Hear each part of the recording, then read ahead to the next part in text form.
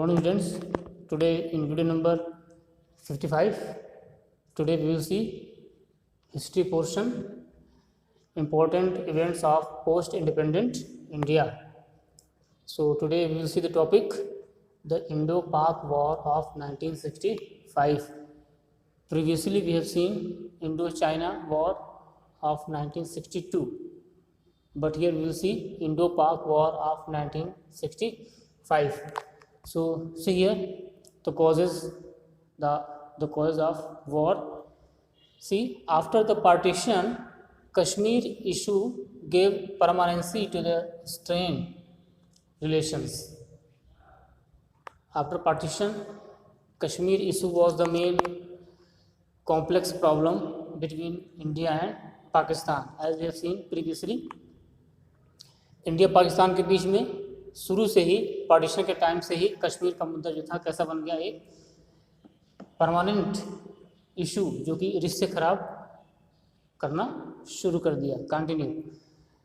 Many disputes and differences crop up due to economic problem also. There were also many economic problem in India and Pakistan. So due to their economic problem, their relations also became strained. Strained means खराब होना. The problem of Hindus and Muslims as minorities in both countries was also the causes. Means Muslim in India they were minority, Hindu in Pakistan they were in minority. So these minority issue also created tension, okay, in both countries, because Hindus they were coming from Pakistan and Muslims they were going to Pakistan. So it was the problem as a minority. The situation of Sindhu river water and its tributaries was more serious problem. You know, the Sindhu river rises, means origin from Indian part, Indian Kashmir, near Mansarovar Lake, okay. So that is in the part of India. So from India it flowed to Pakistan. So it was the distribution of water of Sindhu river, it was also the problem, it was also the issue of dispute. How Pakistan feared that India may hamper the flow of water to Pakistan. Pakistan को डर था कि India जो है वो जो flow है Sindhu river का वो हो सकता है कि रोक दे, पाकिस्तान में न आने दे या किसी और तरफ मोड़ दे. तो इस डर की वजह से हमेशा सिंधु रिवर को लेकर कैसा था, positive, okay, to create problem every time. It was also the problem, the causes. Now, in Indo-China War in 1962, the sympathy of Pakistan was with China. जो इंडो चाइना वॉर हुआ 1962 में, तो इसमें जो पाकिस्तान का सपोर्ट था ये किसको था, अब सपोर्ट ही नहीं किया उसने. सपोर्ट करता तो ठीक था, लेकिन handed over a part of पाक ऑक्यूपाइड कश्मीर टू चाइना. उसने जो कश्मीर को कब्जा किया था जबरदस्ती, उसने वो चाइना को दे दिया. डबल मिस्टेक, एक तो सपोर्ट किया और ऊपर से कश्मीर का जो हिस्सा था जो उसने जीता था या जिसने जो कब्जा किया था उसको उसने चाइना को दे दिया. So India oppose that step, okay. Pakistan tries to obtain secrets of the things of strategic importance. Pakistan हमेशा प्रयास करता रहा है कि जो इंडिया का सीक्रेट है, जो उसकी अपनी स्ट्रेटजी है डोमेस्टिक और इंटरनेशनल लेवल की, उसकी जो सीक्रेट्स है उसको चुराए. तो इस वजह से हमेशा कोई न कोई ऐसी फुलिश एक्ट, बेवकूफ़ियाँ करता रहा है जिससे कि उसके संबंध हमेशा खराब होते रहे हैं इंडिया के साथ.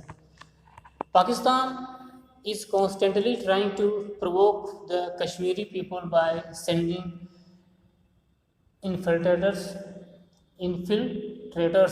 इसका मतलब होता है जो जरा मिस जो असामाजिक तत्व होते हैं, टेररिस्ट टाइप के, या जो असामाजिक तत्व हैं या जो अराजकता फैलाते हैं, उपद्रव या आतंकवाद फैलाते हैं, इन सब चीज़ों संबंधित लोगों को इंडिया में कंटिन्यूअस भेजता रहा है और यहाँ की शांति व्यवस्था को हमेशा डिस्टर्ब करने का प्रयास करता रहा है और ये आज भी चल रहा है।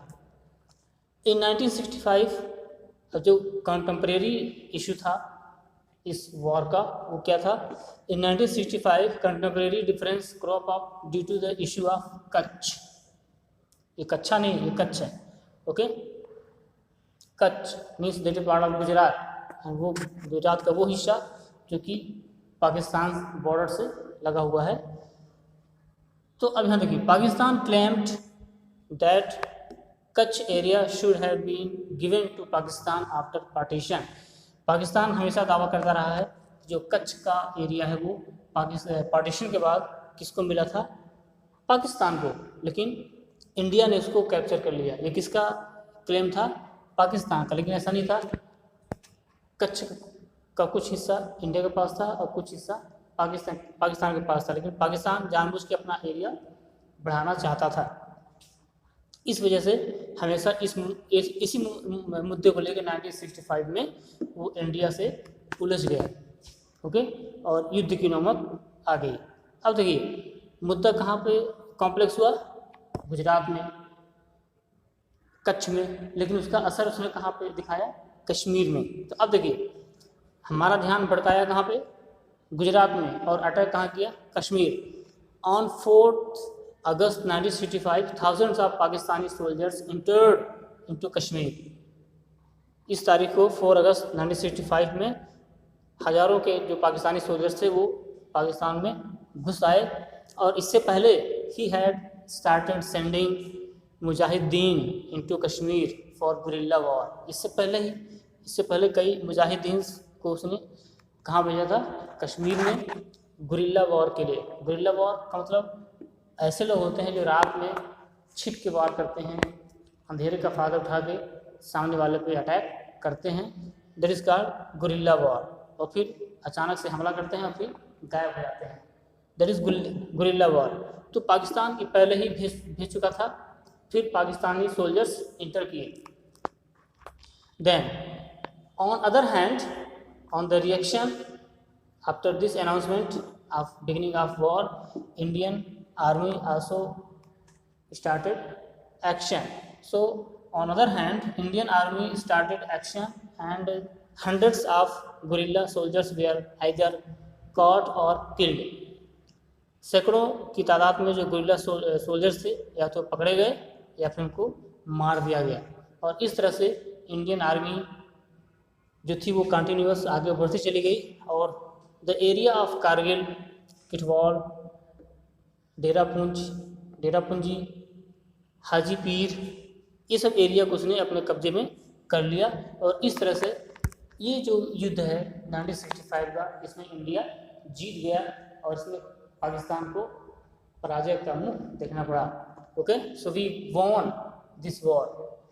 Now the cease fire with the intervention of UNO, there was ceasefire on 23 September 1965।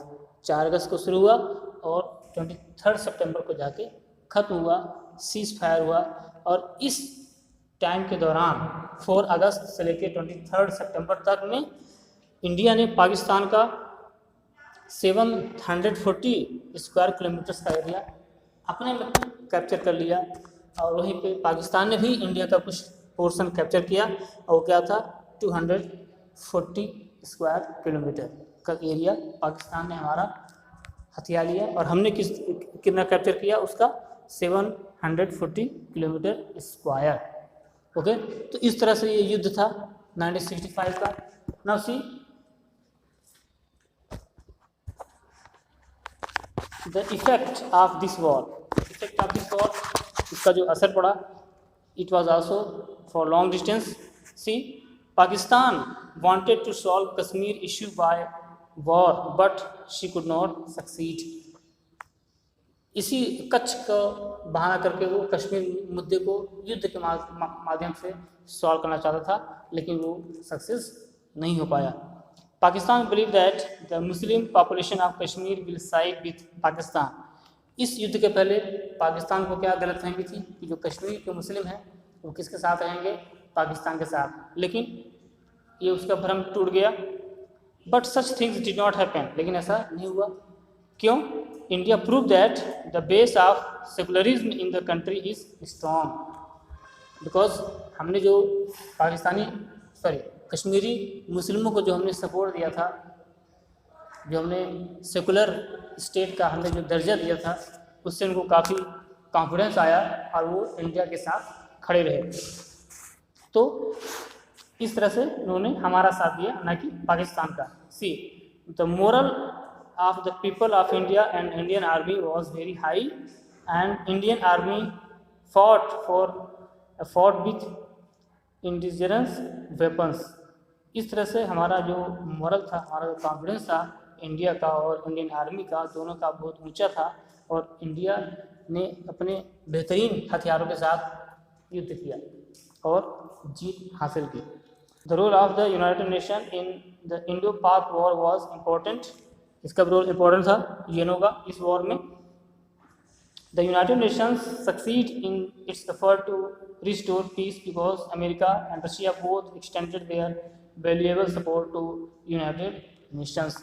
इस युद्ध में इंडिया की इमेज एक बेहतर देश के रूप में हुई इंटरनेशनल लेवल, क्योंकि रशिया और अमेरिका दोनों का जो सपोर्ट था वो किसके साथ था? इंडिया के साथ था, खासकर कहाँ पे? यूएनओ में। तो इस तरह से हमें किसका सपोर्ट मिला? इंटरनेशनल सपोर्ट हमको मिला। नाउ सी फॉर पाकिस्तान, अब पाकिस्तान के लिए कैसा था? See for Pakistan this war proved fatal. Pakistan के लिए ये युद्ध अच्छा साबित नहीं हुआ। उसके लिए एक तरह से हर जगह उसकी बदनामी हो रही थी, उसकी फेम जो है वो डिवेल्यूएट हुआ। The defeat in the war prove that the army dictatorship has not been effective. इस युद्ध के टाइम पे इंडिया में पाकिस्तान में क्या था? आर्मी डिक्टेटरशिप, सैनिक तानाशाही थी इंडिया में, पाकिस्तान में। और इस युद्ध ने साबित कर दिया कि जो पाकिस्तान की सैनिक तानाशाही है वो अच्छी नहीं है, या इस तानाशाही से फ्यूचर ब्राइट नहीं है। इस तरह से ये टॉपिक है the Indo Pak war of 1975। Okay, so I hope you will understand it. So it is today's topic. Next we will see Indo-Pak War of 1971. Okay, so read in the book and understand the things. Okay, thank you, have a nice day.